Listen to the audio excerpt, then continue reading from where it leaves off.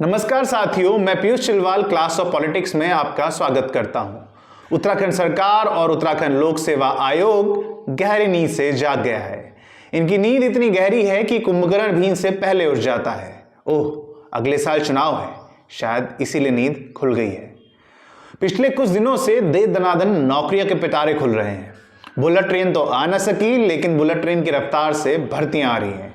एक दिन lower PCS के 190 पदों पर वैकेंसी आई, अगले दिन पीसीएस के 224 पद और उसके बाद फॉरेस्ट रेंजर के 40 पद।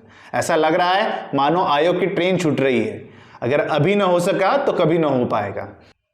समझ नहीं आता कि उत्तराखंड लोक सेवा आयोग काम कैसे करता है। न काम का तरीका किसी के पल्ले पड़ेगा, न एग्जाम का। पिछले 20 सालों में यह आयोग काम करने लायक भी नहीं हुआ है। जो आयोग खुद इतना लचर है, जिसका खुद का कोई सिस्टम नहीं है, उस आयोग पर राज्य के भविष्य निर्माताओं के चयन की जिम्मेदारी है। हैरानी होती है कि यह आयोग राज्य गठन के 20 साल बीत जाने के बाद भी पीसीएस के सिर्फ 6 बैच और लोअर पीसीएस के सिर्फ 3 ही बैच क्वालिफाई करवा पाया है। इतना ढीला प्रदर्शन तो शायद ही कहीं और देखने को मिलेगा। सबसे ज्यादा हैरानी तो इस बात से होती है कि उत्तराखंड लोक सेवा आयोग कोई वार्षिक कैलेंडर तक जारी नहीं करता। पूरे साल इन्हें पता ही नहीं होता कि कब कौन सा एग्जाम करवाना है। कभी कभी तो लगता है कि आयोग के लोगों को सिर्फ चुनावी साल में काम याद आता है और चुनावी साल की ही तनख्वाह मिलती है और बाकी 4 साल ये हाइबरनेशन पर चले जाते हैं। देश के किसी भी राज्य के आयोग का प्रदर्शन इतना घटिया नहीं है।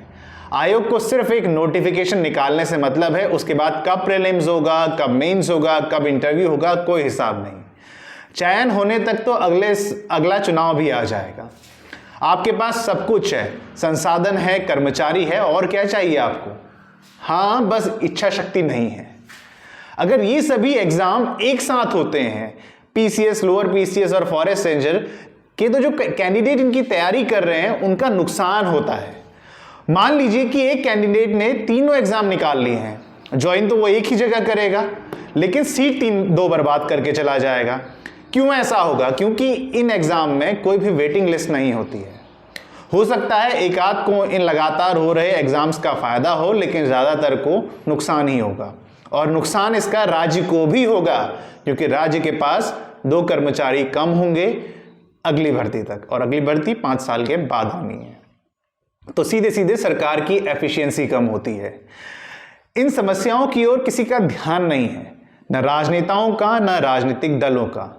सोचिए, जो बच्चा 5-7 साल एग्जाम की तैयारी करता है, उस पर क्या गुजरती होगी। और सबसे बड़ी समस्या है सिलेबस।